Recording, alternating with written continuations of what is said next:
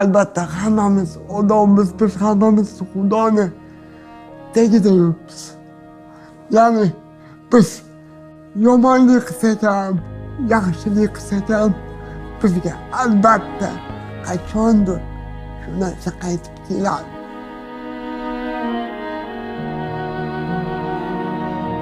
Ikki ming ikkinchi yil uylantirib qo'yishgan meni. 6 yil bola ko'rmaganmiz, lekin chidaganmiz. Hurmat qilib, boshqa qilib, bir-birimizni qo'llab-quvvatlab.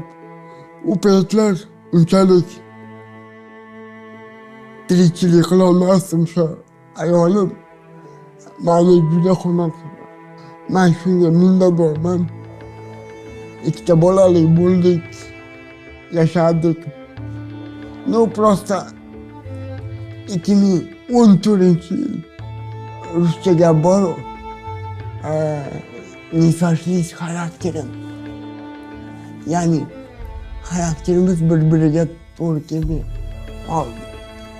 O'g'il bola, kichkina bola urush, janjal degan narsani ko'rsa, u bolaga buni deb o'ylaganman. O'shanga yaxshi kelishib, urushmay, janjallashmay 2014-yil ajrashganmiz. Farzandlarim ikkalasi ham meni oldimda qolgan. Onamlar bilan men voyaga yetkazib katta qilamiz. Ikkalasi ham mening yo'nalishimni qandaydir tanlamadi. Kichkinasi mana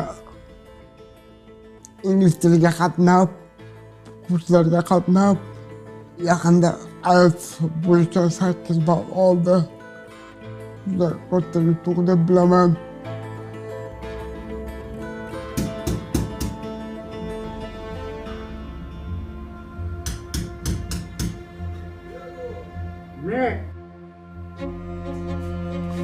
Bir-ikki marta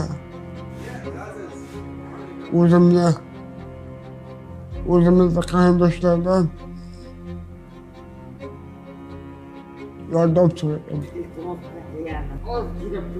Yordam emas,